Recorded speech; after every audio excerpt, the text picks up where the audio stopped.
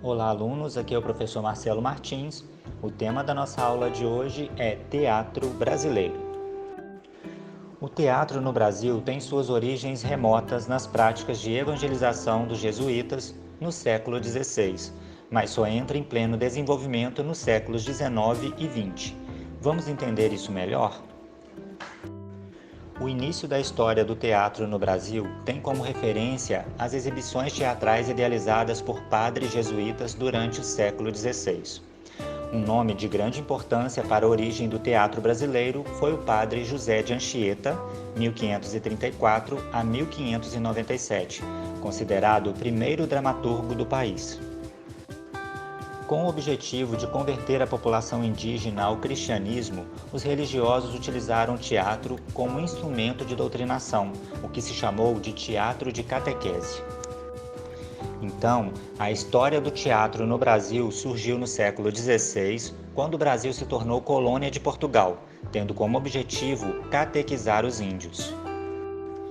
Dessa forma, a teatralização teve início como instrumento pedagógico, sendo o principal objetivo educar religiosamente os índios. Junto ao instrumento pedagógico foi inserida a música e a dança, já praticada pelos indígenas. Sendo assim, os jesuítas utilizaram elementos da cultura indígena e perceberam no teatro o método mais eficaz como instrumento de civilização. O teatro brasileiro, especificamente, só veio a se materializar com o início do romantismo no país, por volta de 1838.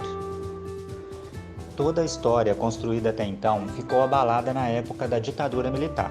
Assim, entre 1937 e 1954, o teatro só continuou apesar das circunstâncias por conta da ideologia populista e do teatro de revista. A história do teatro no Brasil começa a sofrer mudanças com o golpe militar de 1964. Atores e diretores de teatro viram seus trabalhos sendo censurados e muitas vezes os artistas eram impedidos de trabalhar. Por conta da censura, muitos artistas se viram obrigados a abandonar os palcos e procurar abrigo em outros países. Já em 1957 surge o Teatro de Arena, em São Paulo. O surgimento foi a porta de entrada para muitos artistas amadores iniciarem no teatro profissional. Com isso, os artistas se especializaram, se tornando grandes nomes do mundo artístico nacional.